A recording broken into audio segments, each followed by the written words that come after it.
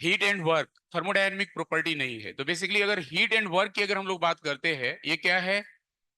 Path function है, path dependent quantity है, यानी ये स्टेट ऑफ द सिस्टम पे डिपेंड नहीं करती है। तो लिखेंगे नेक्स्ट। अब कुछ लोगों ने जैसे मान लीजिए यहाँ पे जो लास्ट लाइन हम लोगों ने लिखा हुआ था कि ऑल थर्मोडायनेमिक प्रॉपर्टी जितना भी हम लोगों ने लिखा हुआ है, तो all thermodynamic properties satisfy the requirements of a state function. और बेसिकली रिक्वायरमेंट यहाँ पे satisfy the requirement of state function में यहाँ पे एक रिलेशन हम लोगों ने लिखा था लास्ट, केमिकल पोटेंशियल लिखा था। और chemical potential delta G by, जैसे यहाँ पे delta G by del N I, temperature, pressure, और यहाँ पे हम लोगों ने लिखा था एनजे। तो बेसिकली ये किसी, मान लीजिए सिस्टम में अलग अलग कंपोनेंट्स है, तो किसी एक कंपोनेंट के रेस्पेक्ट में, ith कंपोनेंट के रेस्पेक्ट में ये केमिकल पोटेंशियल हम लोगों ने लिखा हुआ है। उसमें अदर कंपोनेंट क्या है? तो अदर कंपोनेंट बेसिकली वहां पे फिक्स है। जो मान लीजिए कि 1 2 3 4 5 अलग अलग कंपोनेंट है, तो किसी ith कंपोनेंट के रेस्पेक्ट में हम लोगों ने यहाँ पे केमिकल पोटेंशियल लिखा था। तो जितने भी यहाँ पे थर्मोडायनेमिक प्रॉपर्टी हम लोगों ने लिखा था, डेल्टा यू, जी, या आपने लिखा था इंट्रोपी या इंथैल्पी या गिव्स फ्री एनर्जी या हेल्महोल्ट्ज फ्री एनर्जी हम लोगों ने लिखा हुआ था कैपिटल ए। तो ये सारे के सारे क्या है? थर्मोडायनेमिक प्रॉपर्टीज बेसिकली क्या है? स्टेट फंक्शन है। तो किसी ने लास्ट में ये पूछा हुआ था आई और जे के बारे में, इसलिए मैंने इसे लिखा है। लास्ट में स्टेट फंक्शन के बाद आप लिखेंगे पाथ फंक्शन। तो वह कोई भी क्वांटिटी जो सिस्टम के स्टेट पे डिपेंड नहीं करती है, किस पे डिपेंड करती है?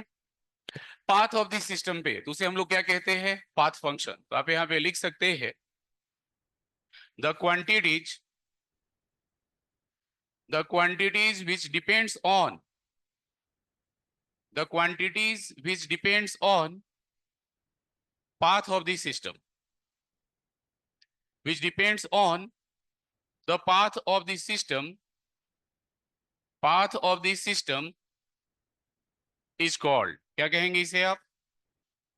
The quantity which depends on the path of the system is called path function, is called path function। और बेसिकली यहाँ पे आप कह सकते हो कि वह कोई भी क्वांटिटीज जो सिस्टम के हिस्ट्री पे डिपेंड करता है।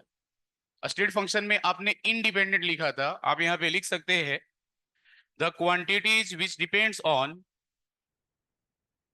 The quantities which depends on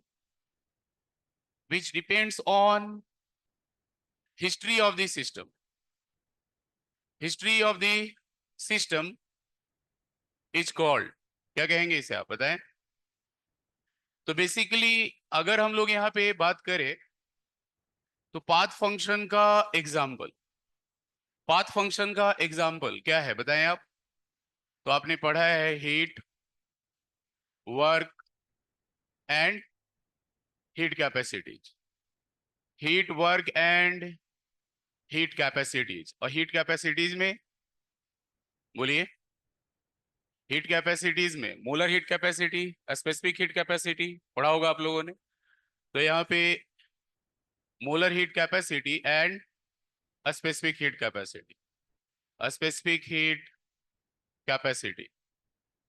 basically path function की अगर हम लोग बात करते हैं, तो जैसे यहाँ पे हीट एंड वर्क की अगर आप बात कर रहे हैं, तो heat and work are not thermodynamic property of system. ये किसी सिस्टम का थर्मोडायनेमिक प्रॉपर्टी नहीं होता है, ये ध्यान में रखेंगे आप। इसके बाद हेडिंग देंगे extensive and intensive property. Extensive and intensive property क्या होता है बताएं आप? पढ़ा होगा आप लोगों ने बुकलेट। तो एक्सटेंसिव एंड इंटेंसिव प्रॉपर्टी की अगर हम लोग बात करते हैं, तो वह कोई भी प्रॉपर्टी जो मास और साइज या बोथ पे डिपेंड करता हो, उसे हम लोग क्या कहते हैं? एक्सटेंसिव प्रॉपर्टीज कहते हैं। Extensive properties are additive in nature, extensive properties are additive in nature. Intensive की अगर हम लोग बात करते हैं, तो वह कोई भी प्रॉपर्टी जो मास यानी मैटर ऑफ द सिस्टम पे और साइज ऑफ द सिस्टम पे डिपेंड नहीं करता हो, उसे हम लोग क्या कहते हैं? Intensive. Intensive properties are not additive in nature. जैसे इस रूम में अगर हम लोग मान लें इस रूम का प्रेशर 1 atm है, कॉमन एग्जांपल है, वॉल्यूम 100 लीटर है या वॉल्यूम भी है, और टेम्परेचर सपोज 300 केल्विन। इस रूम में अगर हम लोग कोई काल्पनिक बाउंड्री, इमेजिनरी बाउंड्री लेकर के इक्वल हाफ में इसे डिवाइड करें, तो वॉल्यूम दोनों तरफ कितना हो जाएगा? हाफ हाफ हो जाएगा, लेकिन दोनों तरफ प्रेशर क्या होगा? सेम होगा। टेम्परेचर क्या होगा? सेम होगा। यानी प्रेशर और टेम्परेचर सिस्टम के साइज पे डिपेंड नहीं कर रहा है, नहीं करता है। इसे हम लोग क्या कहेंगे? Intensive property. अब वॉल्यूम दो हाफ में हमने पार्टीशन किया रूम को, तो दोनों के वॉल्यूम का सम, दोनों हाफ के वॉल्यूम का सम V1 प्लस V2 किसके बराबर होगा? V के बराबर होगा। यानी वॉल्यूम बेसिकली क्या है? एक्सटेंसिव प्रॉपर्टी है। तो सबसे पहले हम लोग एक्सटेंसिव प्रॉपर्टी लिखेंगे। एक्सटेंसिव प्रॉपर्टी, एक्सटेंसिव प्रॉपर्टी, तो आप यहां पे बोल सकते हो the properties of system, the properties of system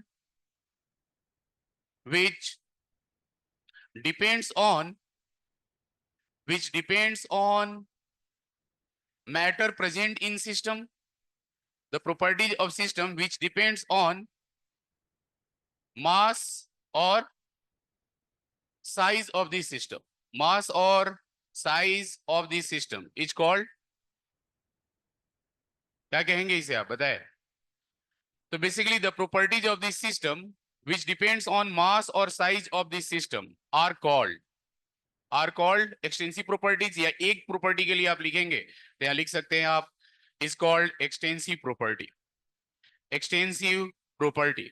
तो एक्सटेंसिव प्रॉपर्टी का एग्जांपल, कॉमन एग्जांपल अगर हम लोग देखें, इसको हटा सकते हैं वाला, जहां रोकना होगा आप बोल सकते हो कि अगर कहीं पे नहीं लिखे हो या कोई भी दिक्कत हो आप वहां पे रोक सकते हो, आप डिस्कस कर सकते हो।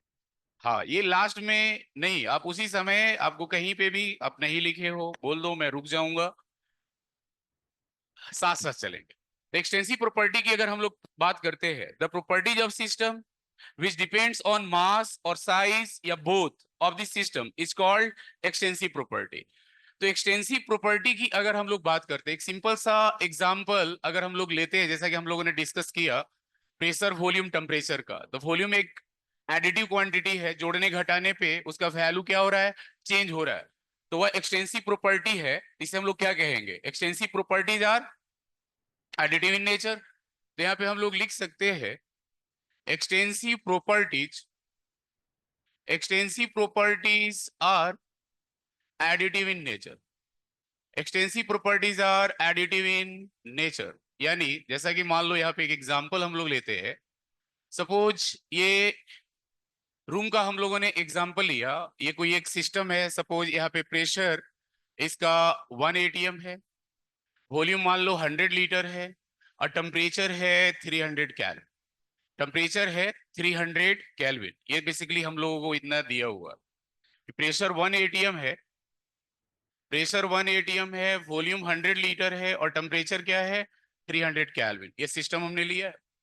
अब इसी सिस्टम को अगर हम लोग दो पार्ट में डिवाइड कर दे, इक्वल पार्ट में, दो पार्ट में यहाँ पे इमेजिनरी बाउंड्री ले ले और डिवाइड कर दे, तो बेसिकली यहाँ पे हमने इसको इक्वल टू पार्ट में डिवाइड किया, इक्वल टू पार्ट्स में यहाँ पे डिवाइड किया, तो आप बताएं प्रेशर इधर क्या होगा? 1 atm होगा, इधर भी प्रेशर क्या होगा? 1 atm।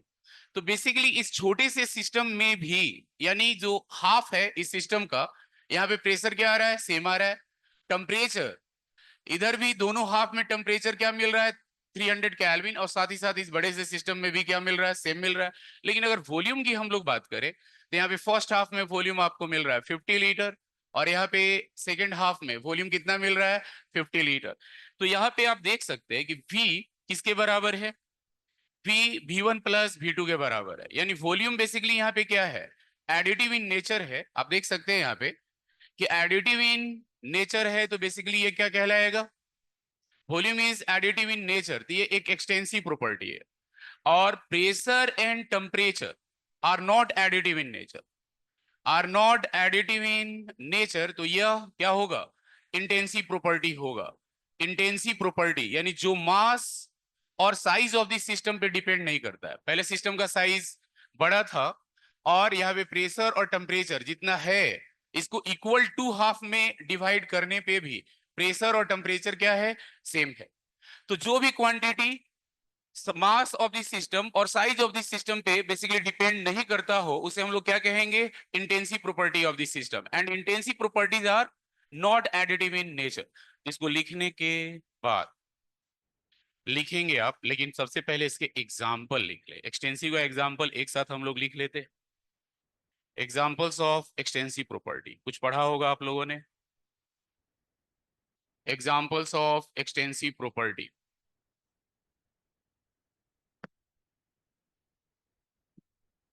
सबसे पहले तो यहाँ पे वॉल्यूम दिखाई दे रहा है। तो वॉल्यूम्स का सबसे बेसिक यूनिट क्या है, लेंथ है। तो length, surface area, volume, mass, मोल, ये सब क्या है, एक्सटेंसिव प्रॉपर्टी है। तो basically length, surface area, volume, और इसके बाद आप यहाँ पे मास की बात करते हैं, मास के बाद मोल। देन हम लोगों ने पढ़ा हुआ है बेसिकली टोटल इंटरनल एनर्जी पढ़ा हुआ है, Gibbs free energy, enthalpy, entropy, ये सब क्या है, एक्सटेंसिव प्रॉपर्टी है। या जैसा कि आपने पढ़ा है कि इलेक्ट्रोड पोटेंशियल इंटेंसिव प्रॉपर्टी होता है, लेकिन ड्राई सेल का जो वोल्टेज होता है, ड्राई सेल यानी लेक्लांचे सेल का जो पोटेंशियल होता है, वोल्टेज होता है, वह एक्सटेंसिव प्रॉपर्टी होता है। क्योंकि एक बार ड्राई सेल में हम जो भी केमिकल सब्सटेंस है उसका पेस्ट फिल करते हैं और उसके आधार पे बेसिकली मतलब जो भी मतलब उसका प्रॉपर्टी है डिपेंड करता है। तो voltage of dry cell extensive property होता है। चार्ज कैसा प्रॉपर्टी होता है, चार्ज इज क्वांटाइज्ड, क्यू बराबर एनी, चार्ज भी एक्सटेंसिव प्रॉपर्टी होता है। तो इसमें एग्जाम्पल आप लोग लिखेंगे, ये हटाया जाए। हम्म तो इसको लिखने के बाद यहाँ पे आप लिख सकते हैं length, surface area, volume, length, surface area, volume, mass, mole, total internal energy, total internal energy, energy, kinetic energy, half M B square. या आप कह सकते हो टोटल इंटरनल एनर्जी का सिंबल यू है, गिव्स free energy, enthalpy, entropy, charge, charge. या आप कह सकते हो वोल्टेज, वोल्टेज सिर्फ और सिर्फ किसका, ड्राई सेल का, ड्राई सेल का वोल्टेज। ये सभी का सभी क्या है, एक्सटेंसिव प्रॉपर्टीज, एक्सटेंसिव प्रॉपर्टी।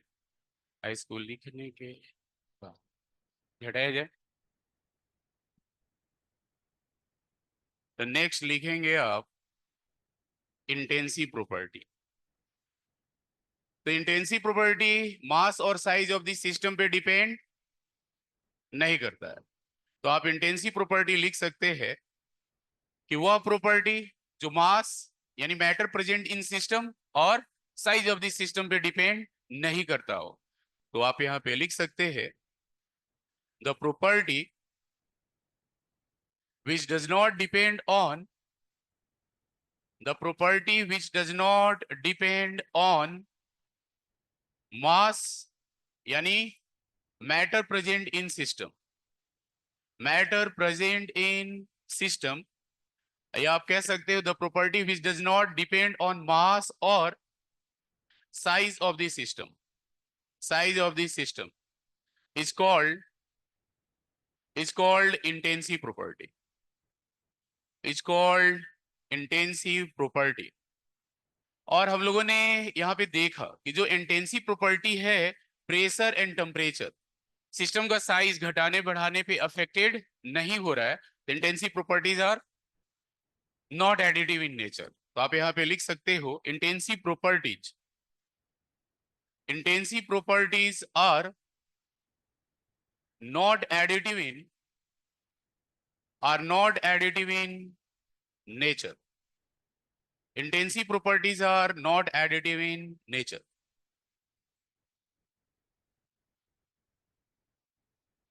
इसका एग्जाम्पल आप लोगों ने पढ़ा होगा। क्या क्या एग्जाम्पल पढ़ा है, एक तो प्रेशर टेम्परेचर यहाँ पे हम लोगों ने लिखा है, डेंसिटी, हाँ, रेसिस्टिविटी आप बोलते जाइए। बहुत सारे क्वांटिटी आप लोगों ने पढ़ा हुआ है, तो याद रहना चाहिए, क्वेश्चन आता है। और यहाँ पे ध्यान देंगे आप, प्रेशर, टेम्परेचर, कॉमन यहाँ पे हम लोगों ने लिखा हुआ है। इसके बाद जैसे कंसंट्रेशन, कंसंट्रेशन में molarity, molality, density, mass by volume. आपने पढ़ा होगा कि मास बाय वॉल्यूम का रेशियो लेते हैं, तो एक्सटेंसिव प्रॉपर्टी का रेशियो ऑलवेज क्या होता है, इंटेंसिव होता है। तो डेंसिटी एग्जांपल से हम ये मैथमेटिकली कंक्लूड करते हैं कि दो एक्सटेंसिव प्रॉपर्टी का रेशियो इंटेंसिव होता है, तो दो इंटेंसिव का भी रेशियो क्या होगा, इंटेंसिव होगा। दो इंटेंसिव का प्रोडक्ट क्या होगा, इंटेंसिव होगा। और दो इंटेंसिव का समेशन भी क्या होगा, इंटेंसिव होगा।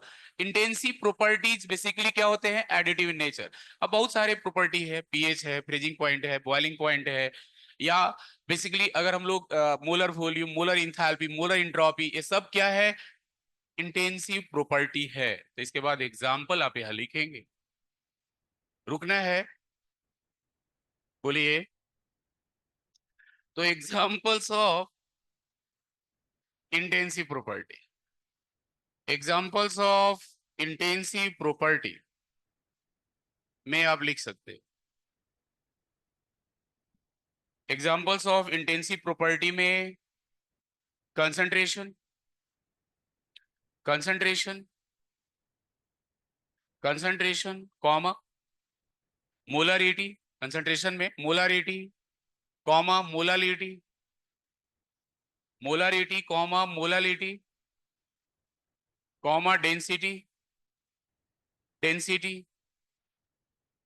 Density, comma, pressure, comma, temperature, pressure, comma, temperature, comma, आप लिखेंगे पीएच, कॉमा, विस्कोसिटी, पीएच के बाद viscosity, freezing point, freezing point, boiling point, electrode potential, electrode potential, comma, vapour pressure, vapour pressure,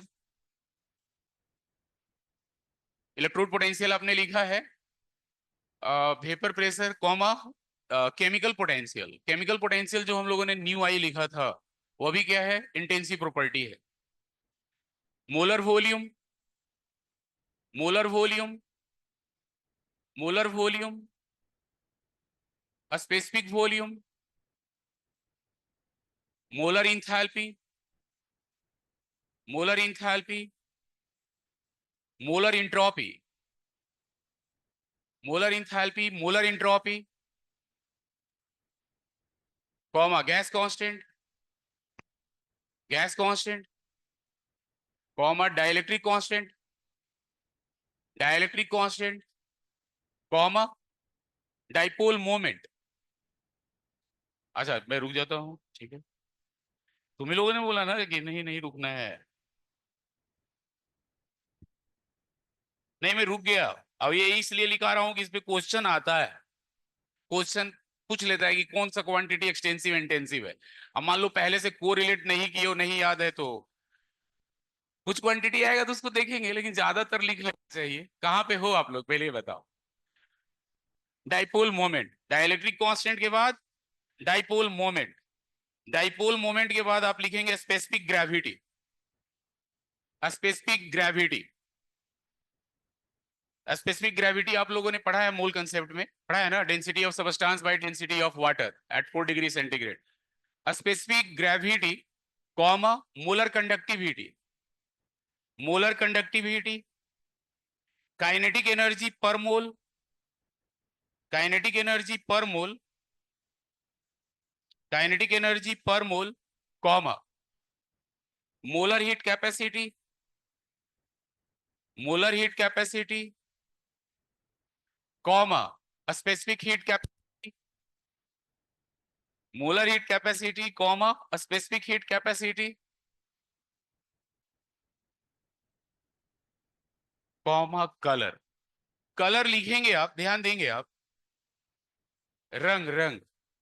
तो ये कलर इंटेंसिव होता है, लेकिन अपने बुकलेट में आपको एक्सटेंसिव में ऑप्शन मिलेगा, ध्यान रखेंगे ये इंटेंसिव होता है, आप चेक कर सकते हैं, इसलिए मैंने इसको लास्ट में लिखाया है, सर्कल कर दिया है। तो कलर इंटेंसिव होता है, ध्यान में रखेंगे। अब मैथमेटिकली अगर मान लो कोई क्वांटिटी हमने नहीं पढ़ा है, इसको हटाया जाए, इसको हटाया जाए। अरे तुम लोग मुस्कुरा रहे हो। हम्म।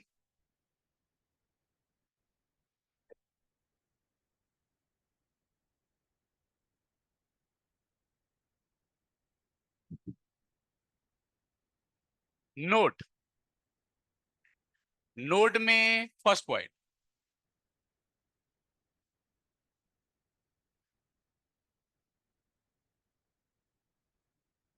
इफ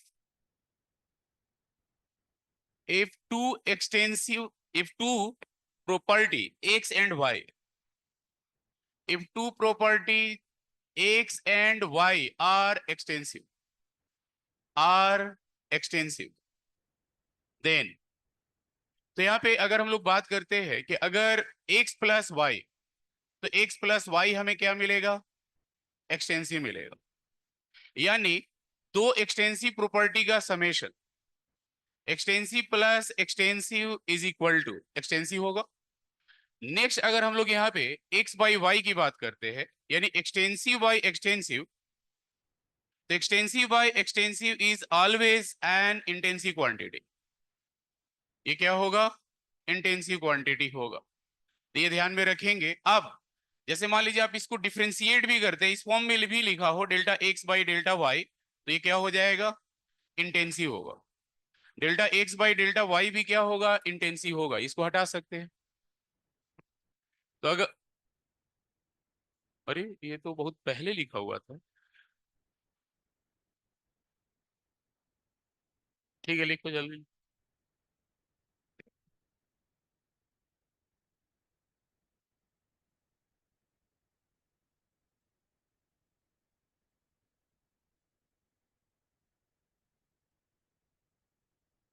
अगर मान लो यहाँ पे second point, property if two property x and y are intensive, are intensive, then यहाँ पे आप कह सकते हैं कि x plus Y, X plus Y हो क्या होगा, ये इंटेंसिव होगा। x इंटू वाई हो क्या होगा, ये इंटेंसिव होगा। और x बाई वाई हो, दो इंटेंसिव का रेशियो भी क्या होगा, इंटेंसिव होगा। या del X by del Y हो क्या होगा, ये इंटेंसिव होगा। और यहाँ पे एक सिंपल सा एग्जांपल हम लोग लिखते हैं, दो एक्सटेंसिव का रेशियो जो आप लोगों ने बताया, डेंसिटी। तो डेंसिटी इज इक्वल टू हम लोग लिखते हैं मास बाय वॉल्यूम, यानी दो एक्सटेंसिव का रेशियो हमें क्या मिलता है, ये इंटेंसिव मिलता है। और बाद इसको लिखने के बाद नेक्स्ट हेडिंग देंगे एक्सटेंसिव एंड इंटेंसिव के बाद।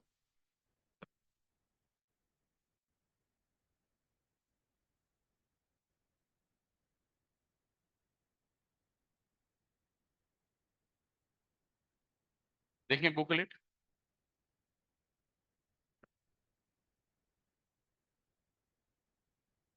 एक्सटेंसिव एंड इंटेंसिव के बाद हेडिंग देंगे आप थर्मोडायनेमिक इक्विलिब्रियम।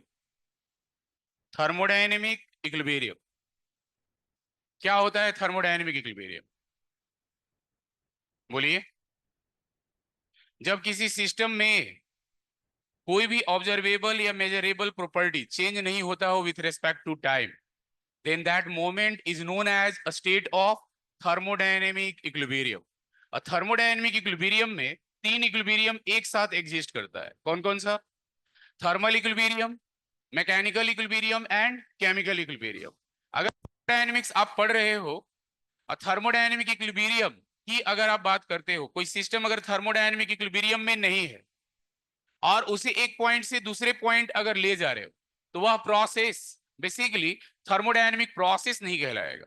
थर्मोडायनेमिक प्रोसेस की अगर हम लोग बात करते हैं, तो एक सिस्टम अगर थर्मोडायनेमिक इक्विलिब्रियम में है और एक स्टेट ऑफ थर्मोडायनेमिक इक्विलिब्रियम से another state of thermodynamic equilibrium में इंटर करता है तो वह प्रोसेस थर्मोडायनेमिक प्रोसेस कहलाता है, और नहीं तो आप उसे कोई और प्रोसेस कह सकते हैं। तो थर्मोडायनेमिक इक्विलिब्रियम में सिस्टम का रहना जरूरी है। तो आप कह सकते हैं कि अगर कोई ऑब्जर्वेबल या मेजरेबल चेंज नहीं मिल रहा है सिस्टम में with respect to time, then that time interval या मोमेंट या time is known as a state of thermodynamic equilibrium. और यहाँ पे शॉर्ट में अगर हम लोग बात करें तो मैकेनिकल इक्विलिब्रियम में अगर गैसियस सिस्टम है तो there is no pressure gradient inside the system with respect to time या स्पेस। लेकिन लिक्विड सिस्टम में हमें मिलता है प्रेशर ग्रेडियंट। बुकलेट में आपने पढ़ा होगा कि लिक्विड में जैसे मान लो हम लोग कहीं पे तालाब का ही पानी है, पॉन्ड वाटर है, तो उसके बॉटम में प्रेशर अलग होगा, अपर सरफेस पे प्रेशर अलग होगा, तो वहां प्रेशर ग्रेडियंट मिलेगा। लेकिन गैसियस सिस्टम में आपको basically there is no pressure gradient inside the gaseous system with respect to time या स्पेस। मैकेनिकल इक्विलिब्रियम में अगर प्रेशर ग्रेडियंट नहीं है तो डीपी बाई डी क्या होगा, जीरो होगा, डीपी जीरो होगा, डेल्टा पी जीरो होगा, यानी प्रेशर गैसियस सिस्टम के लिए क्या होगा, कांस्टेंट होगा। लिक्विड सिस्टम में प्रेशर ग्रेडियंट होगा। मैकेनिकल इक्विलिब्रियम के बाद अगर हम लोग बात करते हैं यहाँ पे थर्मल इक्विलिब्रियम की, तो थर्मल इक्विलिब्रियम भी जो सिस्टम हम लोगों ने सेलेक्ट किया उस सिस्टम में क्या होना चाहिए, there should not be any temperature gradient with respect to time, there should not be any temperature gradient with respect to time, यानी dt by dt, D capital T by D small T क्या होगा, zero होगा। और gradient की अगर आप बात करते हैं तो लोकेशन के रेस्पेक्ट में भी बोल सकते हैं D T by D X, तो D T by D X equal to zero. तो टाइम और स्पेस दोनों के रेस्पेक्ट में अगर आप कह रहे हैं तो basically D T by D X या D T by D T equal to zero होगा। तो D T equal to zero, delta T equal to zero, temperature क्या होगा, कांस्टेंट होगा थर्मल इक्विलिब्रियम में। और केमिकल इक्विलिब्रियम आपने चैप्टर पढ़ा हुआ है कि किसी सिस्टम में आप किसी भी स्पेसीज का जो कंसंट्रेशन है समय के साथ चेंज नहीं होता है तो बेसिकली वह सिस्टम क्या है, केमिकल इक्विलिब्रियम है। There should not be any concentration gradient with respect to time. तो बेसिकली आप कह सकते हो कि वह सिस्टम क्या है, केमिकल इक्विलिब्रियम में है। तो आप यहाँ पे लिख सकते हैं थर्मोडायनेमिक इक्विलिब्रियम में, if there is no change, if there is if there is no change in any observable, if there is no change in any observable or measurable property, if there is no change in any observable or measurable property of the system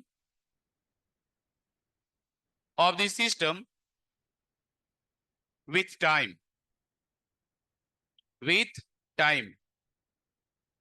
then that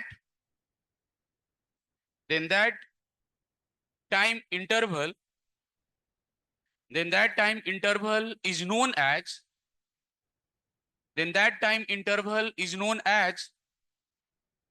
thermodynamic, a state of thermodynamic equilibrium, a state of thermodynamic equilibrium,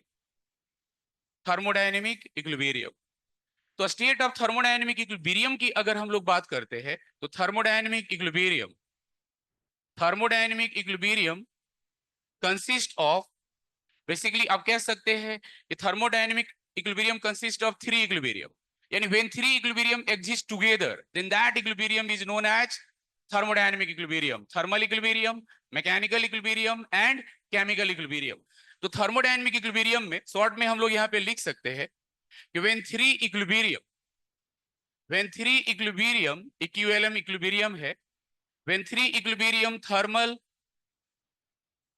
mechanical and chemical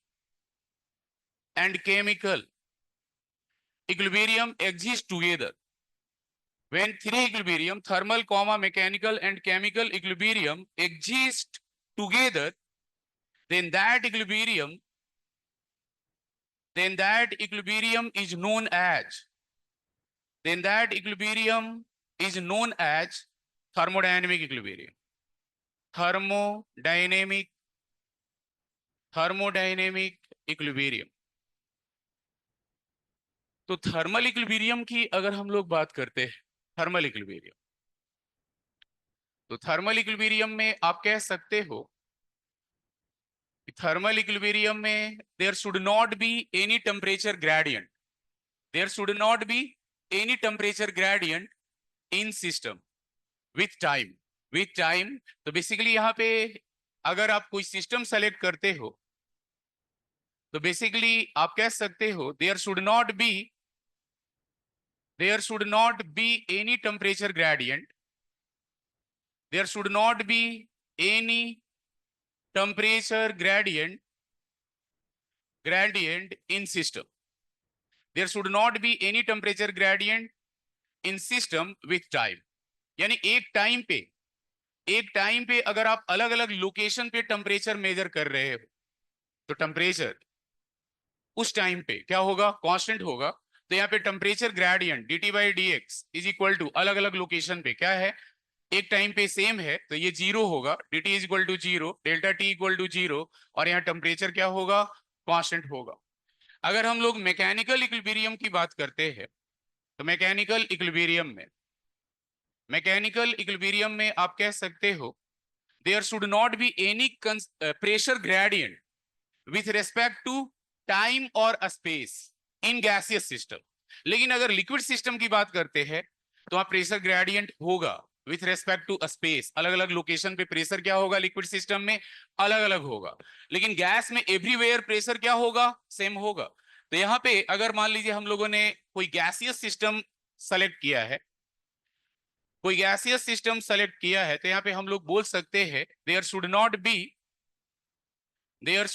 B any pressure gradient, there should not be any pressure gradient with time or a space, with time or a space in system। यहाँ पे आप कह सकते हैं इन system. तो basically यहाँ पे dp by D x क्या मिलेगा आपको, जीरो मिलेगा, dp जीरो होगा, डेल्टा p जीरो होगा, प्रेशर क्या होगा, तो प्रेशर बेसिकली यहाँ पे हम लोगों को कांस्टेंट मिलेगा। लेकिन if system is liquid, if basically system क्या है यहाँ पे लिक्विड है, then there should be pressure gradient.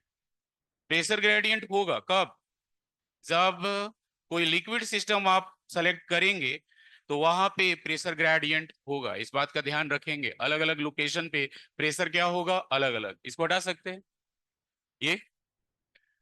Next अगर हम लोग केमिकल इक्विलिब्रियम की बात करते हैं तो कंसंट्रेशन, जैसा कि केमिस्ट्री में हम लोगों ने पढ़ा, रिएक्टेंट और प्रोडक्ट का समय के साथ क्या हो जाता है, कांस्टेंट हो जाता है। तो केमिकल इक्विलिब्रियम में हम लोगों ने पढ़ा है कि there should not be any concentration gradient of a species with respect to time. तो यहाँ पे क्या मिलेगा, केमिकल इक्विलिब्रियम की अगर आप बात करते हैं तो there should not B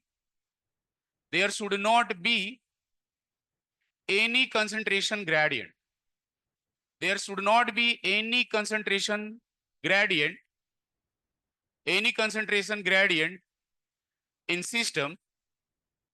system with time।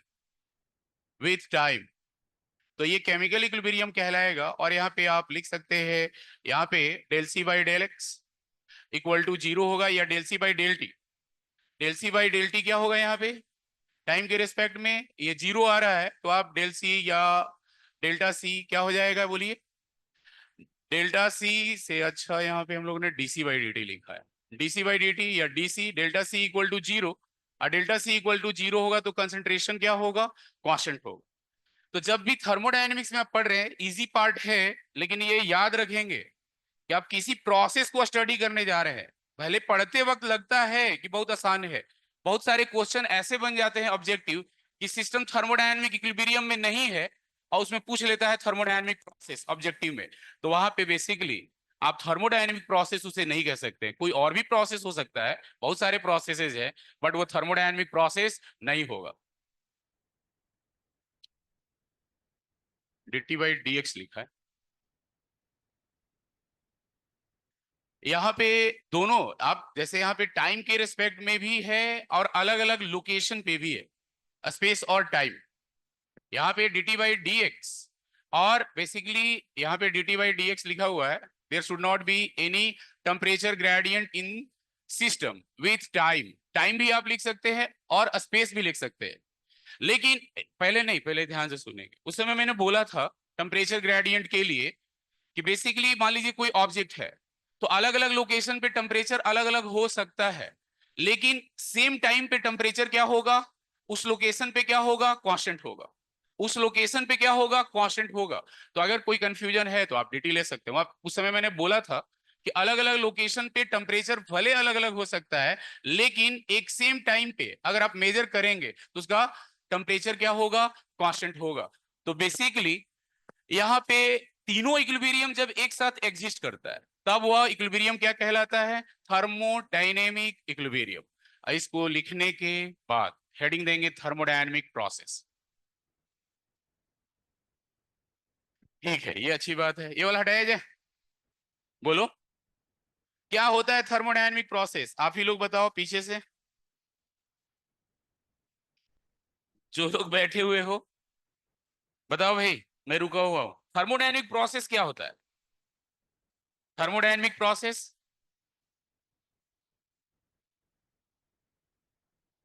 Thermodynamic process की अगर हम लोग बात करते हैं, जैसे आप लोगों ने पढ़ा है, अभी हम लोगों ने लिखा थर्मोडायनेमिक इक्विलिब्रियम, तो आपने बुकलेट पढ़ा होगा, एनी मेथड या procedure through which system changes it's one state of thermodynamic equilibrium and इंटर्स into another state of thermodynamic equilibrium, तो वह मेथड या प्रोसीजर क्या कहलाएगा, थर्मोडायनेमिक प्रोसेस। थर्मोडायनेमिक प्रोसेस आपने पढ़ा है, there are infinite thermodynamic processes, और उसमें से कुछ इंपॉर्टेंट थर्मोडायनेमिक प्रोसेस आप लोगों ने पढ़ा है, जैसे आइसोथर्मल की बात करते हैं, आइसोबारिक, आइसोकोरिक, एडियाबेटिक, या आप और भी बहुत सारे प्रोसेसेस, इनको जोड़ करके घटा करके अलग अलग स्टेप्स में हम लोग बना सकते हैं। साइक्लिक प्रोसेस, प्री एक्सपेंशन, इन पॉपुलर प्रोसेस का आपने नाम सुना है। तो यहाँ पे सबसे पहले आप हेडिंग लिखेंगे thermodynamic process on the basis of a state of system. Thermodynamic process की अगर हम लोग बात करते हैं, थर्मोडायनेमिक प्रोसेस, तो क्या होता है थर्मोडायनेमिक प्रोसेस, एक मेथड होता है, एक प्रोसीजर, जिसके द्वारा, जैसे अगर हम लोग मान लो यहाँ पे कोई सिस्टम दिया हुआ है और इस सिस्टम का ये initial state of thermodynamic equilibrium में, और initial state of thermodynamic equilibrium, initial state of thermodynamic equilibrium में इसका प्रेशर है पी, वॉल्यूम है वी, टेम्परेचर है टी, और ये सब स्टेट वेरिएबल्स है। किसी मेथड या प्रोसीजर के द्वारा, किसी मेथड या प्रोसीजर के द्वारा इसमें कुछ चेंज होता है, और जब ये चेंज होगा तो ये system another state of thermodynamic equilibrium में इंटर करता है। तो बेसिकली यहाँ पे final state of thermodynamic equilibrium में, final state of thermodynamic equilibrium में क्या होगा बताओ। तो final state of thermodynamic equilibrium में इसका pressure P final, volume V final, temperature T final, गिव्स free energy G final, internal energy U final, etcetera. Any method या procedure through which a system can change its one state of thermodynamic equilibrium to another state of thermodynamic equilibrium, that method is known as thermodynamic process। Objective में आया हुआ है 2 से 3 बार, बहुत सारे लोगों को लगेगा कि डिफिनेशन, अब उसमें थर्मोडायनेमिक इक्विलिब्रियम नहीं लिखा। एक सिस्टम एक स्टेट से दूसरे स्टेट में जा रहा है, वो थर्मोडायनेमिक प्रोसेस नहीं है। थर्मोडायनेमिक प्रोसेस तभी होगा जब वह one state of thermodynamic equilibrium से another state of thermodynamic equilibrium में इंटर करता हो, तब आप मेजरमेंट कर रहे हैं, तो वह प्रोसेस क्या कहलाएगा, थर्मोडायनेमिक प्रोसेस कहलाएगा। तो जब भी आप ऑप्शन चुने थर्मोडायनेमिक प्रोसेस से रिलेटेड और आया हुआ है क्वेश्चन, आया हुआ है क्वेश्चन, क्वेश्चन बैंक आपके पास है, आप देख सकते हैं। तो लोग गलतियां करते हैं क्यों, क्योंकि क्लास के दौरान भी स्पीड में रहते हैं, तो एग्जाम में तो और ज्यादा स्पीड रहता है कि नहीं, टेम्परेचर बढ़ा हुआ रहता है। तो आप ध्यान देंगे कि इसको आप थोड़ा सा शांतिपूर्वक आंसर चुनेंगे। तो एनी मेथड या प्रोसीजर, एनी मेथड या procedure through which, any method या procedure through which a system can change, a system can change its one state of thermodynamic equilibrium, one state of thermodynamic equilibrium to another state of thermodynamic equilibrium, another state of thermodynamic equilibrium. तो यहां पे जब भी thermodynamic process की बात होगी तो thermodynamic equilibrium keyword है, ये आपको चेक करना चाहिए. अगर थर्मोडायनेमिक इक्विलिब्रियम नहीं है इनिशियल स्टेट में और फाइनल स्टेट में अचीव हो गया, थर्मोडायनेमिक प्रोसेस नहीं कहलाएगा. तीन इक्विलिब्रियम यहां पे हमने सीखा थर्मोडायनेमिक इक्विलिब्रियम में. तीन में से कोई दो एग्जिस्ट कर रहा है, थर्मल या मैकेनिकल, केमिकल नहीं है, तो वह थर्मोडायनेमिक इक्विलिब्रियम नहीं होगा. जब तीनों इक्विलिब्रियम एक साथ एग्जिस्ट करता हो then that equilibrium is known as thermodynamic equilibrium. और जब एक सिस्टम एक थर्मोडायनेमिक इक्विलिब्रियम स्टेट से अनदर थर्मोडायनेमिक इक्विलिब्रियम स्टेट में इंटर करता हो, that process is known as thermodynamic. और क्वेश्चन इस पे भी आप लोगों को मिला है, तो आप लोगों ने पढ़ा है कि there are infinite thermodynamic processes, some important thermodynamic processes, some important thermodynamic process, some important thermodynamic processes are, तो यहाँ पे जैसा कि हम लोगों ने पढ़ा है आइसोथर्मल प्रोसेस. क्या होता है आइसोथर्मल प्रोसेस बताएं? हाँ, आइसोथर्मल प्रोसेस में टेम्परेचर कांस्टेंट होता है, तो आइसोथर्मल प्रोसेस में dt इज इक्वल टू 0 होगा, डेल्टा टी 0 होगा और टेम्परेचर क्या होगा? कांस्टेंट होगा. ये आप सभी ने पढ़ा हुआ है.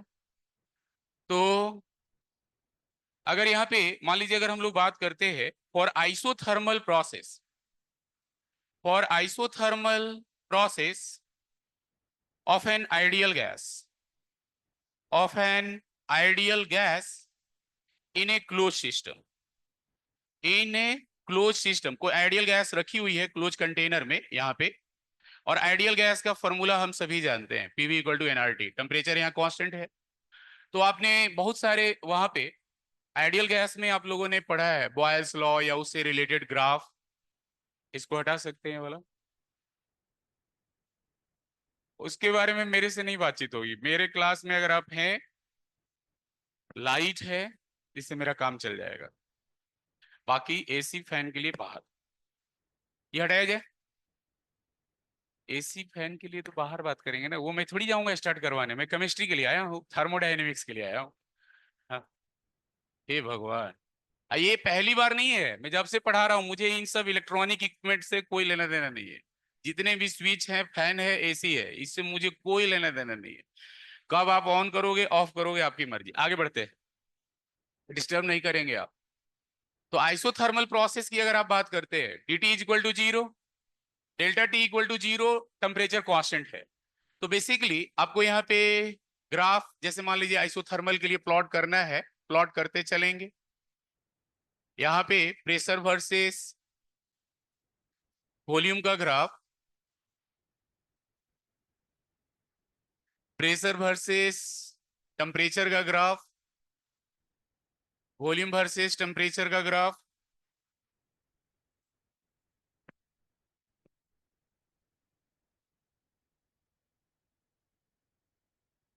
Pressure versus 1 by volume, P by V versus 1 by volume,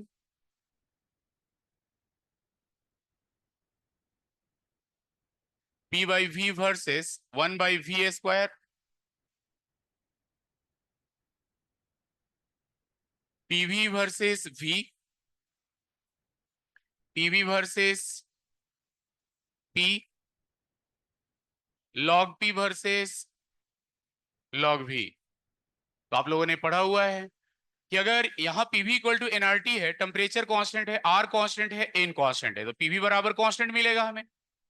तो PV बराबर कांस्टेंट मिलेगा क्योंकि हमने यहाँ पे ये लिखा हुआ है बेसिकली आइसोथर्मल प्रोसेस के लिए. तो यहाँ पे हमें क्या मिलता है, बॉयल्स लॉ में हम लोगों ने पढ़ा हुआ है, ये रेक्टेंगुलर हाइपरबोला मिलता है, टेम्परेचर कांस्टेंट है.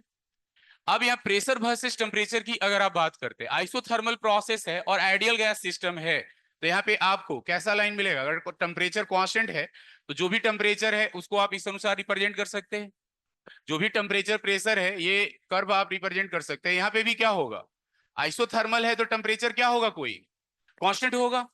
यहाँ पे प्रेशर वर्सेस 1/v की अगर हम लोग बात करते हैं तो पीवी इक्वल टू के है, तो स्ट्रेट लाइन मिलेगा। यानी आप लिखेंगे यहाँ पे P बराबर के बाई वी, P बराबर के बाई वी, वाई बराबर एम एक्स, स्ट्रेट लाइन मिलेगा। यहाँ पे क्या मिलेगा? P/v versus 1/v। देखना नहीं है, कागज पे लिखते चलो। हम्म, हम्म।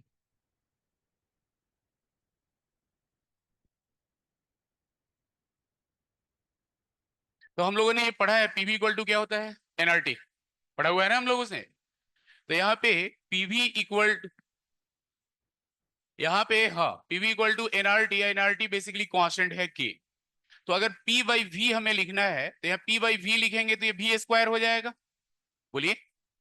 तो P by v is equal to हमें क्या मिलेगा यहाँ पे? बताएं। V square. तो क्या, और यहाँ पे क्या आएगा? यहाँ पे P/v वर्सेस 1/v स्क्वायर है।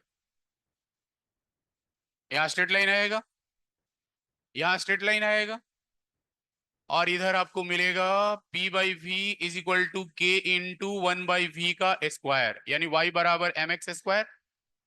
तो ये हमें पैराबोला मिलेगा। बाकी आप क्वाड्रेटिक पढ़े हैं, फंक्शन सेटिस्फाई क्या करेगा प्लस माइनस पे, आपको मालूम है।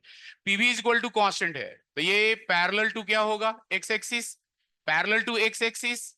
और यहाँ अगर आप कहते हो कि पीवी इज इक्वल टू के है तो log P plus log V I is equal to क्या मिलेगा? लॉग के मिलेगा। तो ये हमें बेसिकली इस तरह का कैरेक्टरिस्टिक मिलता है। आगे आप एक्सटेंड कर सकते हैं दिए हुए डेटा के आधार पे। स्ट्रेट लाइन मिलेगा। इसको हटाया जाए। आपने पढ़ा है, गैलुजियक लॉ पढ़ा है, चार्ल्स लॉ पढ़ा है, और वहां पे आपने आइसोकोरिक आइसो बारिक का ग्राफ प्लॉट किया हुआ है, गैलुजियक और चार्ल्स लॉ। तो यहाँ पे अगर हम लोग आइसोबारिक प्रोसेस की बात करते हैं तो आइसोबारिक प्रोसेस में क्या होगा? डेल्टा पी जीरो होगा, प्रेशर क्या होगा? कांस्टेंट। अब प्रेशर कांस्टेंट होगा तो यहाँ पे वॉल्यूम वर्सेस टेम्परेचर का ग्राफ क्या मिलेगा? बताएं आप। यहाँ पे वॉल्यूम वर्सेस टेम्परेचर का ग्राफ क्या मिलेगा? अभी आइसोथर्मल नहीं है, आइसोथर्मल से बाहर आ चुके हैं। यहां तक आइसोथर्मल था, ये ध्यान में आप रखेंगे। यहाँ पे टेम्परेचर कांस्टेंट था। आइसोबारिक में प्रेशर कांस्टेंट है तो प्रेशर, यहाँ पे प्रेशर कांस्टेंट है तो वॉल्यूम वर्सेस टेम्परेचर की अगर हम लोग बात करते हैं, स्ट्रेट लाइन मिलेगा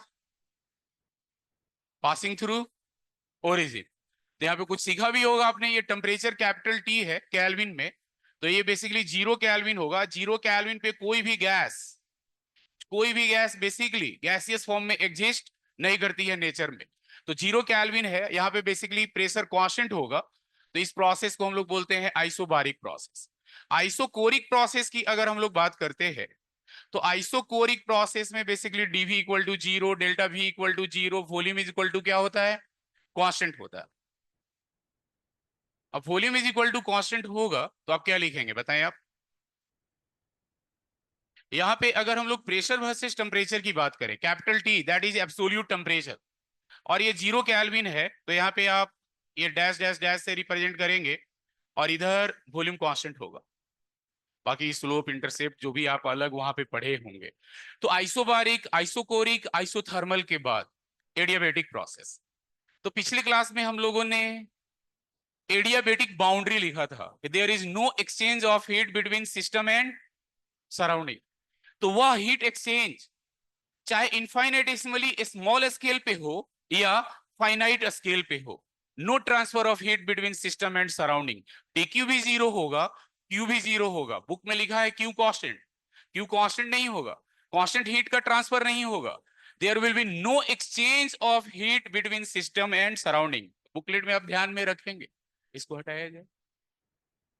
ठीक है, मैं रुका हुआ हूँ, लिख लो।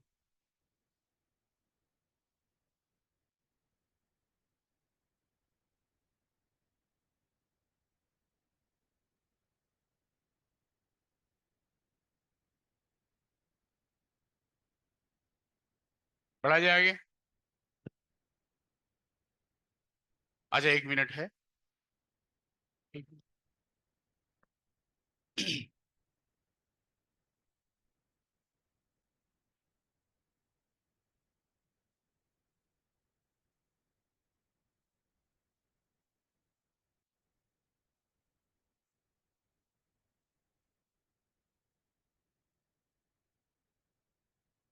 तो ये ऊपर से तो हटा सकते हैं कुछ 2-4 ग्राफ।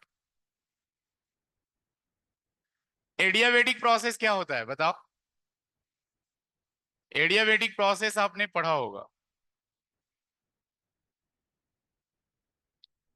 तो एडियाबेटिक प्रोसेस भी बेसिकली एक इंपॉर्टेंट प्रोसेस है, हम लोगों के सिलेबस का पार्ट है। तो एडियाबेटिक प्रोसेस में आप कहते हैं कि basically there is no heat exchange, यानी heat exchange between system and surrounding क्या होगा? जीरो होगा।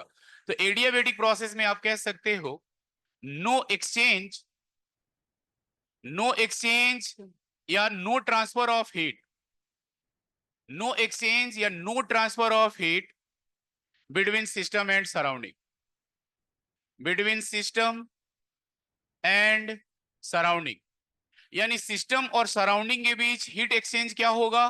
जीरो होगा। मान लीजिए कोई ये सिस्टम है और इस सिस्टम का ये सराउंडिंग है, ये सिस्टम का सराउंडिंग, तो हीट एक्सचेंज बेसिकली यहाँ पे अलाउड नहीं होगा, और हीट एक्सचेंज अलाउड नहीं होगा तो आप यहाँ पे इनफाइनेटेसिमली स्मॉल स्केल पे dq भी जीरो लिखोगे और यहाँ पे q भी जीरो होगा। ये नहीं कि q कांस्टेंट हो, dq भी जीरो होगा और q भी जीरो होगा, चाहे आप इनफाइनेटेसिमली स्मॉल स्केल पे मेजर करें या फाइनाइट स्केल पे।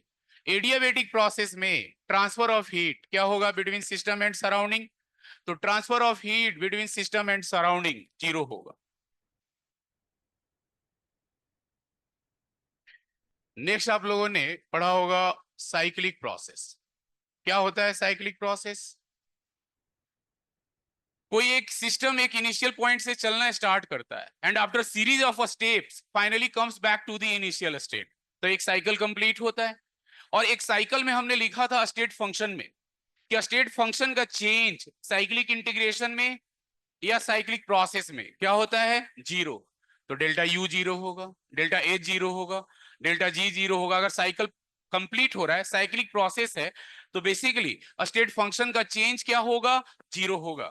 तो आप यहां पे कह सकते हैं कि if a system moves from if a system moves from initial state, if a system moves from initial state and after a series of steps, after a series of steps finally comes back, finally comes back to the initial state, finally comes back to the initial state, then that process is known as, then that process is known as cyclic process, cyclic process. और cyclic process में change of state function क्या होगा? तो हम लोगों ने ये लिखा हुआ है कि for cyclic process change of state function, change of state function is equal to zero, change of state function, change of state function is equal to zero. यानी साइक्लिक प्रोसेस में आप यहां लिख सकते हैं delta U equal to zero, delta H equal to zero, delta G equal to zero, etcetera. इसको लिखने के बाद, थर्मोडायनेमिक प्रोसेस लिखने के बाद,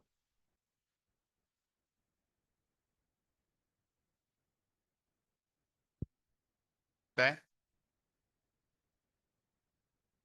क्या? हीट एक्सचेंज के नीचे सराउंडिंग लिखा हुआ है, ये सिस्टम है और इसके बाहर का पार्ट सराउंडिंग है, SURR डॉट, यही तो मैं लिखते आ रहा हूं शुरू से, सिस्टम और सराउंडिंग। तो सिस्टम और सराउंडिंग के बीच हीट एक्सचेंज क्या होगा? पॉसिबल नहीं है। किस बाउंड्री पे? एडियाबेटिक बाउंड्री, एडियाबेटिक प्रोसेस में। तो हीट एक्सचेंज चाहे इनफाइनेटेसिमली स्मॉल स्केल पे हो या फाइनाइट स्केल पे हो, no transfer of heat between system and surrounding. और अपने बुकलेट में लिखा है Q equal to constant, Q zero होगा, there is no heat exchange between system and surrounding through adiabatic boundary या एडियाबेटिक प्रोसेस। Q क्या होगा? जीरो होगा, स्मॉल स्केल पे या फाइनाइट स्केल पे। इसको लिखने के बाद ये हटा सकते हैं वाला। तो नेक्स्ट लिखेंगे आप classification of thermodynamic process on the basis of way the system has carried out. एक स्टेट से दूसरे स्टेट तक सिस्टम लाया गया है, तो मेन दो प्रोसेस आप लोगों ने पढ़ा होगा, कौन कौन सा? तो classification of thermodynamic process, classification of thermodynamic process on the basis of way, on the basis of way the system has carried out। तो बेसिकली यहाँ पे हम लोग दो प्रोसेस पढ़ते हैं, रिवर्जिबल प्रोसेस एंड इरिवर्जिबल प्रोसेस। क्या होता है रिवर्जिबल प्रोसेस? कोई व्यक्ति? इनफाइनाइट स्टेप्स होते हैं और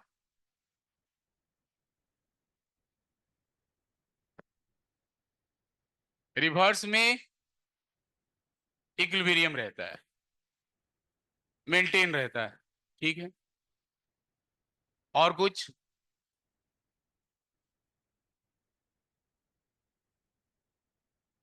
सिस्टम के द्वारा वर्क क्या होता है? इक्वल होता है। कुछ सोच रहा होगा, कोई बात नहीं है। रिवर्जिबल प्रोसेस की अगर हम लोग बात करते हैं, जैसा इसका नाम है रिवर्जिबल, तो बेसिकली एक ऐसा प्रोसेस जिसमें हम बेसिकली एक स्टेट वेरिएबल्स में अगर स्मॉल चेंज करते हैं, वेरी स्मॉल चेंज या स्मॉल चेंज करते हैं, तो वो रिवर्ट बैक होता है, और रिवर्ट बैक होकर के सिस्टम फिर से अपने इनिशियल स्टेट में आ जाता है। तो उस प्रोसेस को हम लोग क्या कहते हैं? Reversible process.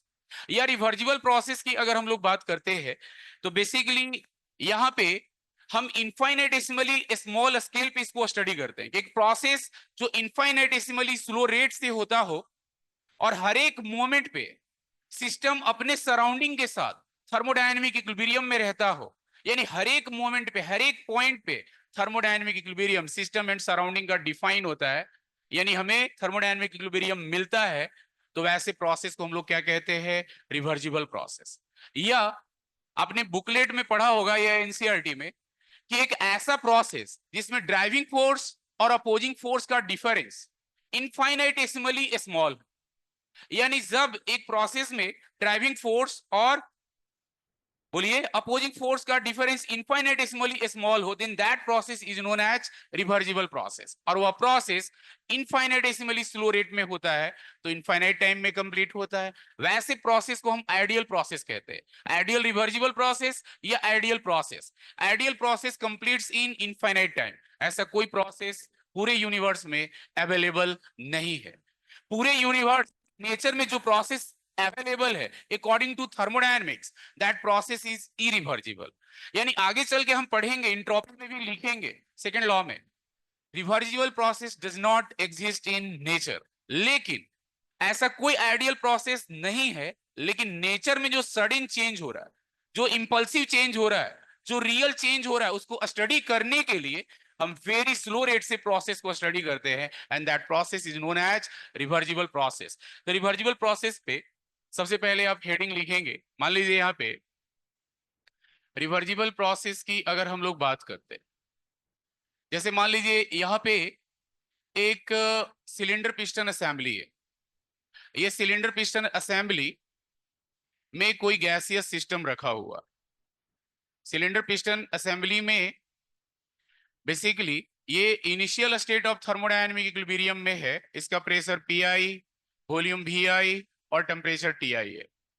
और यहाँ पे अगर आपने लेक्चर ये बुकलेट पढ़ा होगा तो इसमें माइन्यूट सैंड पार्टिकल रखे हुए हैं कैपिटल एम मास का।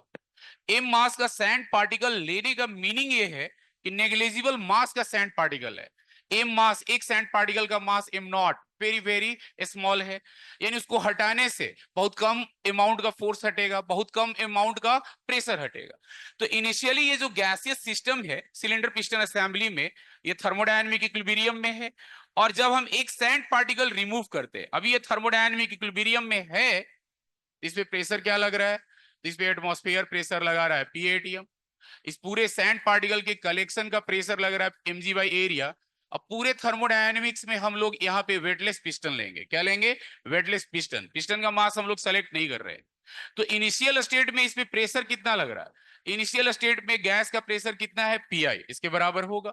तो बेसिकली आप यहाँ कह सकते हैं कि initially system is in thermodynamic equilibrium, initially system is in thermodynamic equilibrium, thermodynamic equilibrium, और ये थर्मोडायनेमिक इक्विलिब्रियम में है।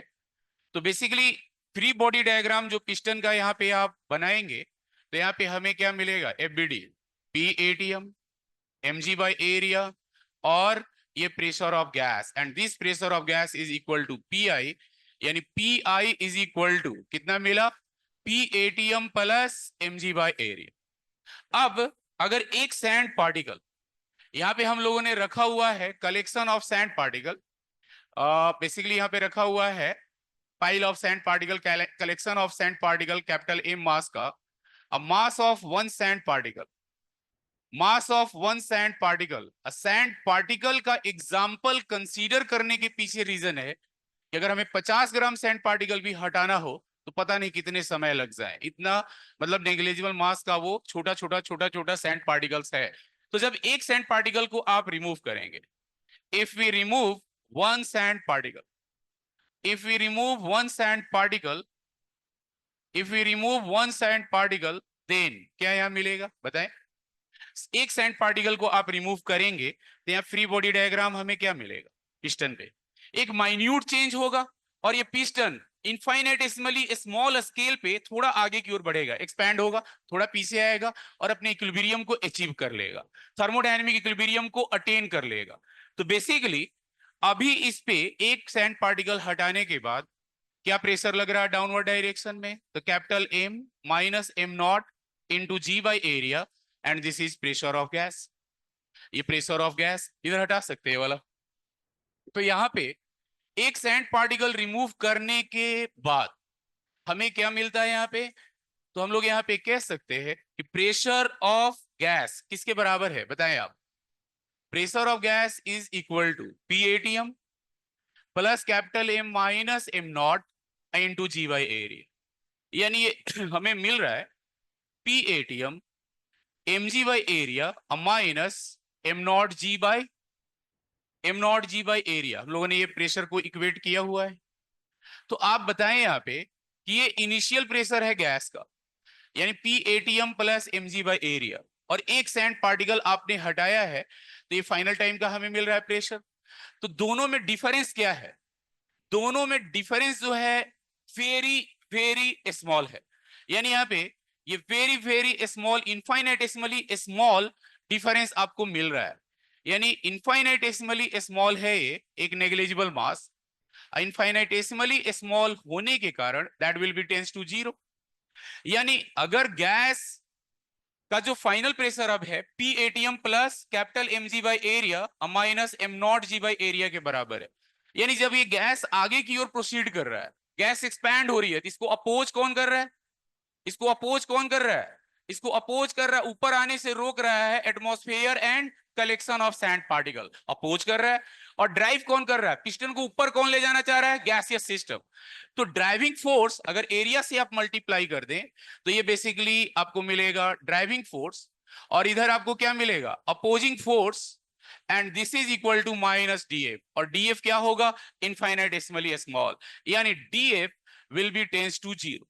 तो जब एक प्रोसेस में ड्राइविंग फोर्स और अपोजिंग फोर्स का डिफरेंस क्या हो, इनफाइनेटेसिमली स्मॉल हो, then that process is known as reversible process. Yani if a process is carried out in such a manner, the difference between driving force and opposing force is infinitesimally small, then that process is known as reversible process. तो इसको हटा सकते हैं हम लोग, इसको लिखने के बाद पहले आप ये लिखेंगे, इसको लिखेंगे और लिखने के बाद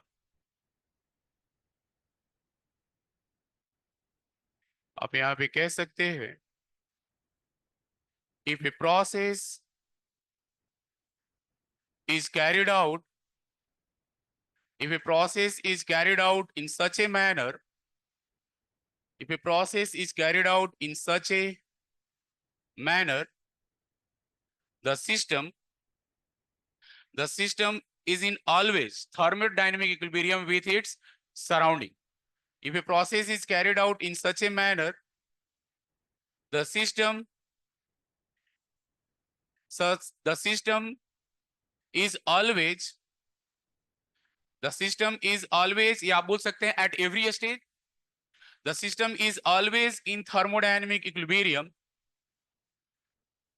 thermodynamic equilibrium, thermodynamic equilibrium with its surrounding, with its surrounding at every stage, या on every stage of the process, every stage of the process. That process is called reversible. या आप कह सकते हैं, if a process is carried out in such a manner, if a process is carried out, if a process is carried out in such a manner, the difference between, the difference, the difference between driving force, the difference between driving force and opposing force, the difference between driving force and opposing force is infinitesimally small. Driving force and opposing force is, इसको हटा सकते हैं वाला, ठीक है।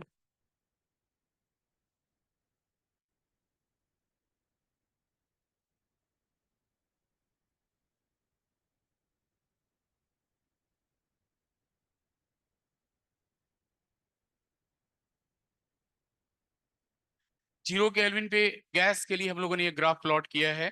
तो gas basically zero kelvin यानी -273 degree centigrade, यानी वह गैसियस स्टेट में नेचर में एग्जिस्ट नहीं करेगा। तो बेसिकली वहां पे वह ग्राफ डैश रिप्रेजेंट करेंगे, बोल्ड लाइन से रिप्रेजेंट नहीं करेंगे। ये हटा सकते हैं वाला, ठीक।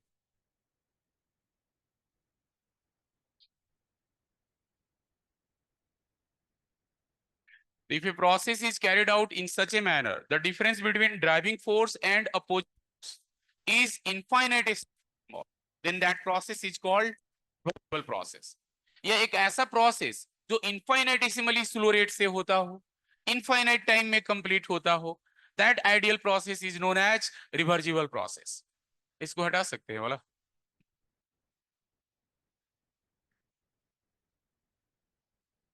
और सैंड पार्टिकल का एग्जांपल यहां लेने के पीछे रीजन है, क्या रीजन है? रीजन यह है कि वह नेग्लिजिबल मास का है, जिससे हमें इनफाइनाइटेसिमली स्मॉल स्केल पे जो प्रोसेस को हम स्टडी कर रहे हैं उसको समझने में सुविधा होती है। अब यहाँ पे जो आपने लिखा है कि basically P gas is equal to P ATM plus M G by area, या P driving is equal to, sorry, F driving is equal to F opposing. तो ड्राइविंग फोर्स इंटरनल है, अपोजिंग फोर्स क्या है? External है। तो यहाँ पे reversible process में अगर आप देखें तो यहाँ पे P इंटरनल और यहाँ पे ये P एक्सटर्नल माइनस डीपी, और डीपी टेंस टू जीरो होगा, तो हर मोमेंट पे एक्सटर्नल और इंटरनल प्रेशर लगभग क्या होता है। और बेसिकली ये रिलेशन हमें याद होना चाहिए पूरे रिवर्जिबल प्रोसेस में, गैसियस सिस्टम में हर एक जगह हम लोग इसको अप्लाई करेंगे। तो यहाँ पे आपने लिखा है कि difference between driving force and opposing force is infinitesimally small, infinitesimally small, then that process, then that process is known as, is known as reversible process, reversible process। Reversible process आपने पढ़ा है इनफाइनेटिसिमली स्लो रेट से होता है। Reversible process occurs with infinitesimally slow rate, infinitesimally slow rate, and completes in infinite time. Completes in infinite time. Infinite time. और इस process को हम आइडियल प्रोसेस भी बोलते हैं। Ideal process, this ideal process does not exist in universe. यानी आप कह सकते हैं कि ideal process which completes in infinite time, basically यह हमें यूनिवर्स में नहीं मिलता है। तो आगे लिखेंगे इसको, तो आप एक लाइन ये लिख सकते हैं कि ideal process does not exist in universe. Ideal process which completes in ideal process which completes in infinite time. Infinite time does not exist in universe। इसको हम लोग आइडियल प्रोसेस एक स्लो रेट से स्टडी करते हैं कि जो nature में चेंज हो रहा है उसको वेरी स्लोली हम लोग स्टडी करें। इसको लिखने के बाद नोट,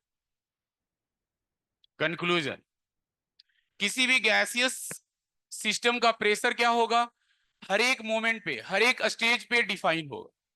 तो in reversible process pressure of gaseous system will be define at every stage of the process. तो हर एक मोमेंट पे पी एक्सटर्नल और पी इंटरनल क्या होगा, बराबर होगा। उसको आप लोकेट कर सकते हैं। ये ध्यान में रखेंगे कि in reversible process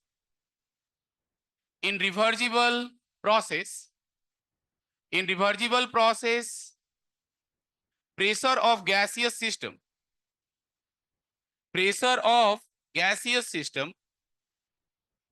of gaseous system will be defined at every stage of the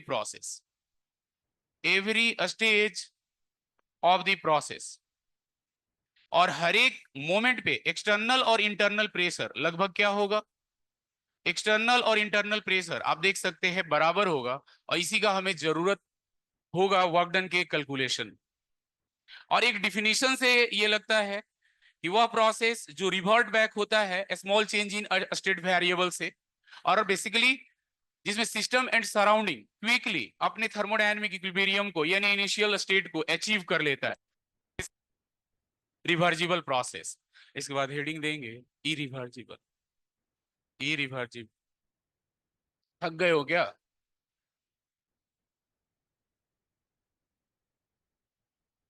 ठीक है लिखो लिखो लिखो।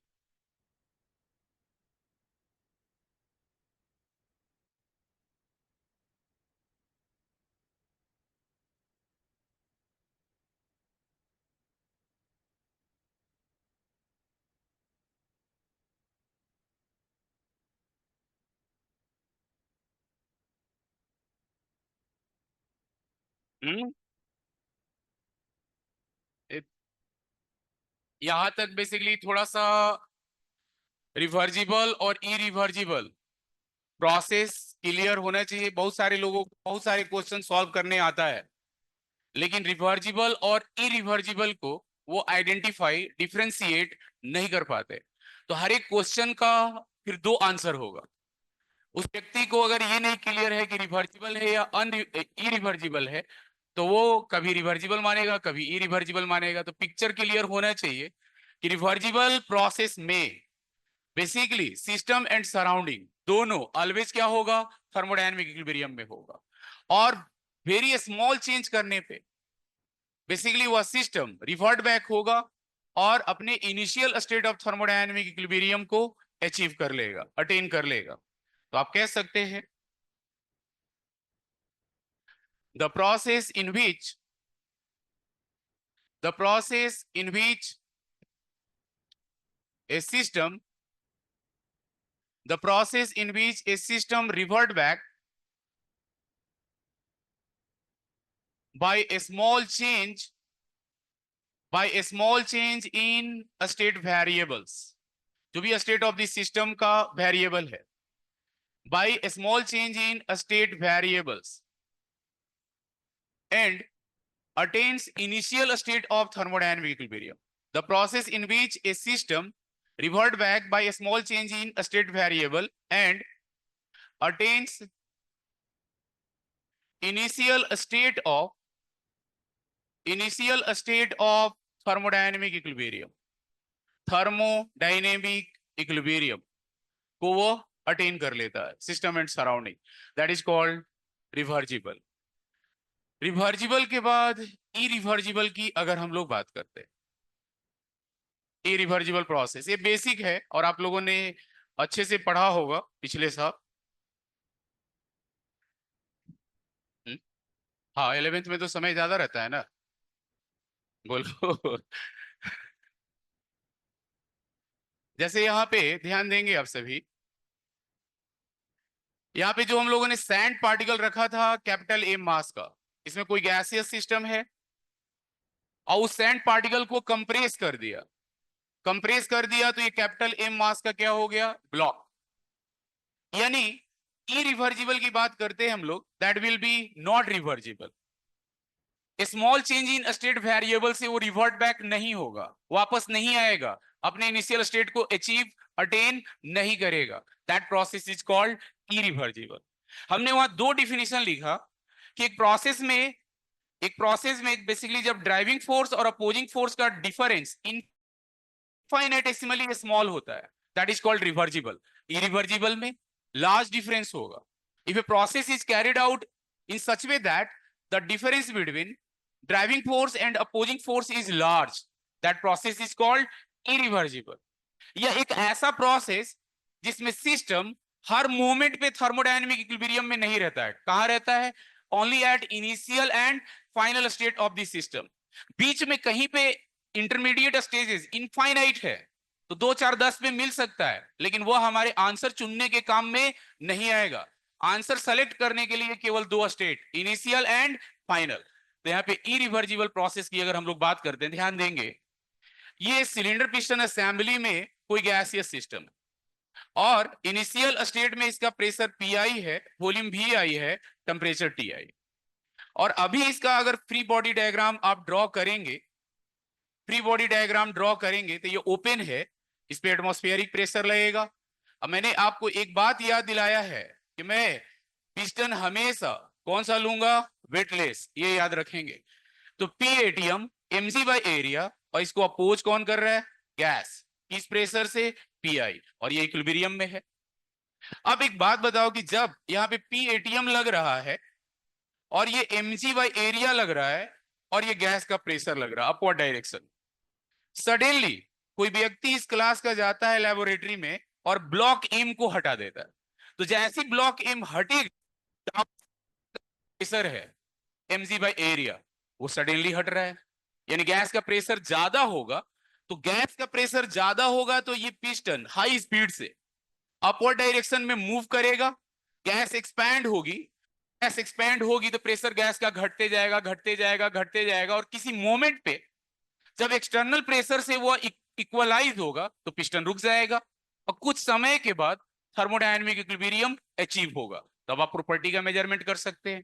तो ये final state of thermodynamic equilibrium में pressure P final, volume V final, temperature T final. अब ध्यान देंगे आप, अभी ये initial state of thermodynamic equilibrium में है और जब सडनली हमने इस ब्लॉक को हटा दिया तो ये पिस्टन अपवर्ड डायरेक्शन में अब मूव कर रहा है. तो इसको अपोज लगातार कौन कर रहा है, ऊपर से कौन रोक रहा है, आप P ATM. This pressure is external pressure जो सिस्टम को इनिशियल से फाइनल तक जाने में लगातार अपोज कर रहा है, लगातार मतलब कंसिस्टेंटली ये अपोज कर रहा है, उसको ऊपर आने से रोक रहा है. And this P external is equal to P ATM. यानी अगर आप देखें तो यहाँ पे जो ड्राइविंग फोर्स है गैस का प्रेशर और जो अपोजिंग फोर्स है एक्सटर्नल प्रेशर, उसके बीच डिफरेंस क्या है, लार्ज है, फाइनाइट है, दैट इज mg या mg बाय एरिया. तो इसे आप क्या कहेंगे, इरिवर्जिबल. यानी if a process is carried out in such a manner the difference between driving force and opposing force is large या finite, that process is called irreversible. अब जैसे ही आप ब्लॉक हटाओगे वो धीरे धीरे नहीं जा रहा है, हाई स्पीड से जा रहा है। हाई स्पीड से जा रहा है तो सडनली ब्लॉक को आपने हटाया और सडनली वो आगे यहां पे रुक गया। This process is impulsive. कोई भी fast process, sudden process, impulsive process, natural process, all real process are irreversible process. जो भी प्रोसेसेस नेचर में एग्जिस्ट करती हैं, all processes are irreversible process. तो आप यहाँ पे बेसिकली ध्यान में रखेंगे कि कोई भी फास्ट या सडन या कोई इंपल्सिव, कोई फास्ट या सडन या इंपल्सिव, या आप कह सकते हैं रियल, या आप कह सकते हैं natural, all natural processes are irreversible process. तो जितने नेचर में प्रोसेस एग्जिस्ट करती हैं, ऑल प्रोसेसेस आर इरिवर्सिबल। तो यहाँ पे इनिशियल स्टेट ऑफ थर्मोडायनेमिक, अगर हम लोग यहाँ पे बात करें, 2 मिनट समय लूंगा, ज्यादा नहीं। यहाँ पे आप लिख सकते हैं initially system is in thermodynamic equilibrium. Initially system is in thermodynamic equilibrium, thermodynamic equilibrium. और इनिशियल प्रेशर कितना है, तो this is equal to P ATM plus M G by area.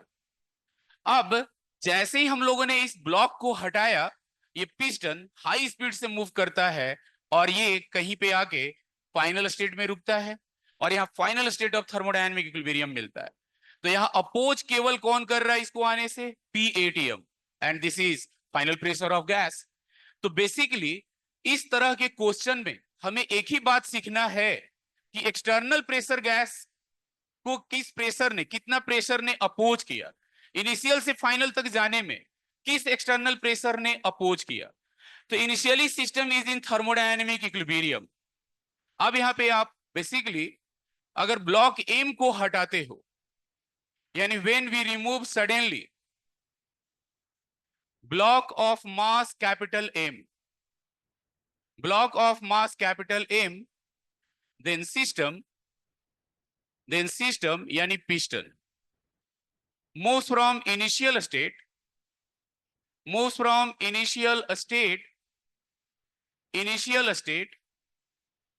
to final state, initial state to final state।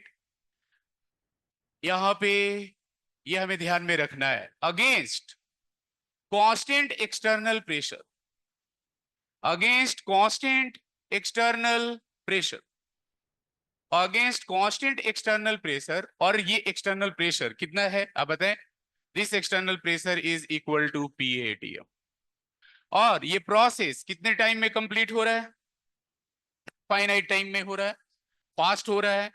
तो कोई भी आपको देखने में लगेगा कि नेचर में धीरे धीरे हो रहा है, कोई भी रियल प्रोसेस आपको खुली आंखों से दिखाई दे रहा है, वो रियल प्रोसेस है, and all real processes are irreversible process. तो कोई भी fast process, sudden process, impulsive, real, natural, all are irreversible process.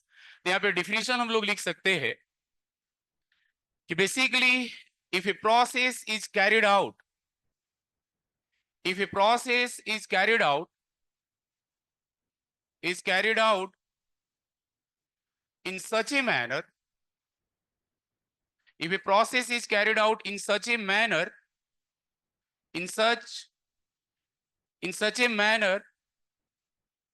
the system is in thermodynamic equilibrium. The system is in thermodynamic equilibrium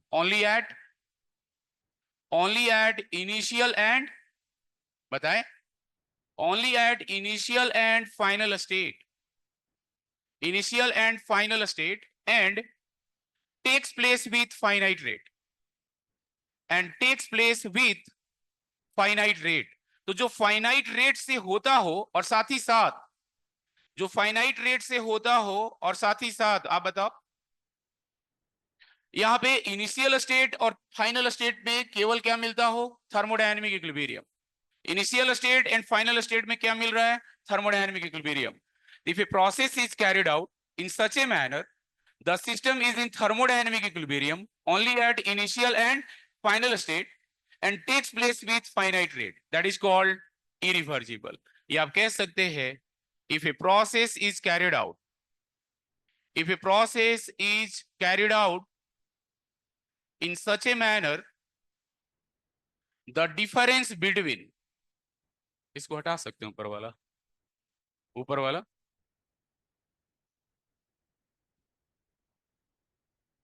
in such a manner, the difference between, the difference between driving force and opposing force, driving force and opposing force is finite, driving force and opposing force is finite, इस process को क्या कहेंगे बताओ? इरिवर्जिबल process. या आप कह सकते हो एक ऐसा प्रोसेस जिसमें प्रेशर ऑफ गैसियस सिस्टम हर मोमेंट पे डिफाइन नहीं होगा। कहां डिफाइन होगा? इनिशियल पॉइंट पे और फाइनल पॉइंट पे, इनिशियल पॉइंट पे और फाइनल पॉइंट पे। और आपको ये की पॉइंट, जब एक सिस्टम एक स्टेट से दूसरे स्टेट में पहुंच रहा है तो किस एक्सटर्नल प्रेशर को अपोज करते हुए, भी एक्सटर्नल अलग अलग क्वेश्चन में हमें अलग अलग दिया रहेगा। और अगर एक्सटर्नल प्रेशर कांस्टेंट है तो वह प्रोसेस क्या होगा? इरिवर्जिबल। एक्सटर्नल प्रेशर कांस्टेंट है तो वो प्रोसेस क्या होगा? इरिवर्जिबल। और वेरिएबल है तो रिवर्जिबल, वेरिएबल है तो रिवर्जिबल, ये लिखा है हम लोगों ने।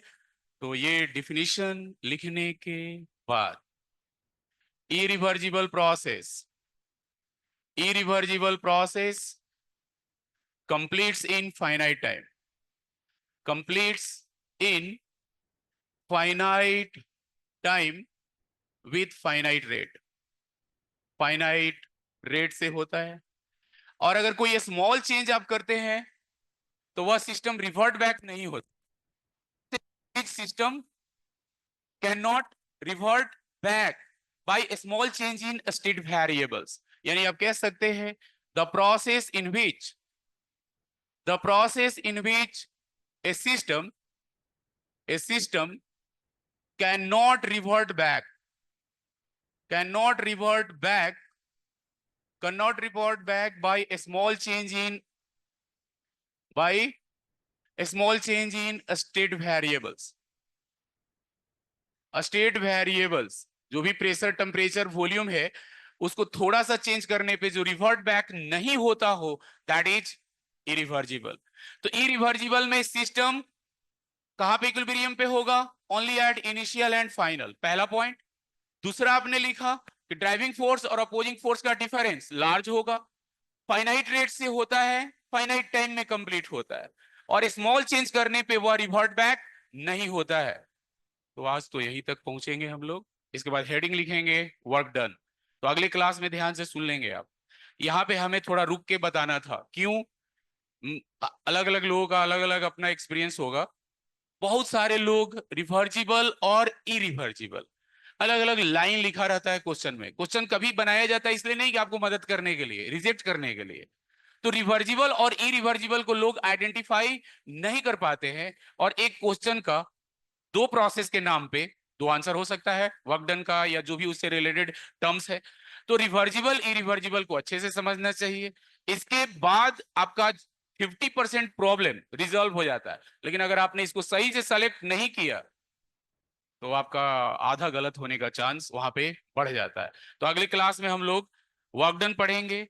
वर्क डन के बाद first law of thermodynamics, internal energy, equipartition theorem, and equipartition theorem के बाद हम लोग बेसिकली आएंगे किस पे?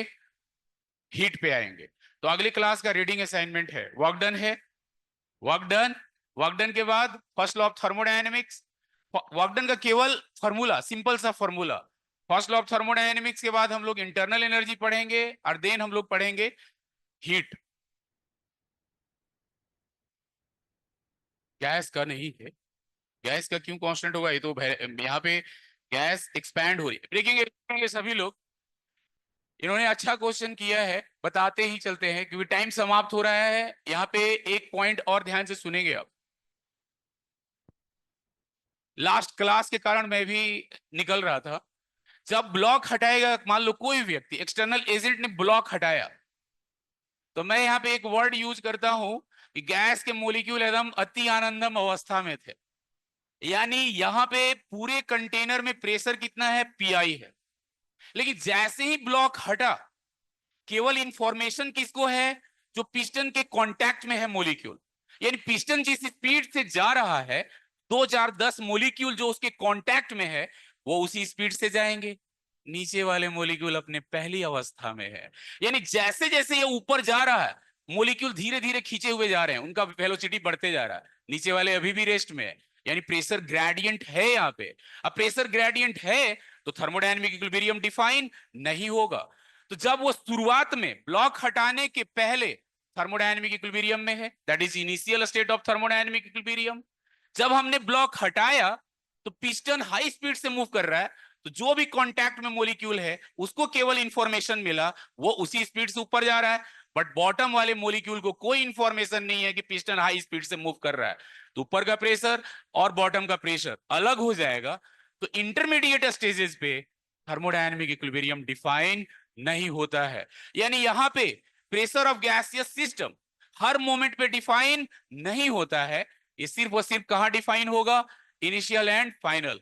तो अगले क्लास में मैं ये लिखाऊंगा, याद रखेंगे, पेज के टॉप पे लिख देंगे, यही लिखाना था अगले क्लास में।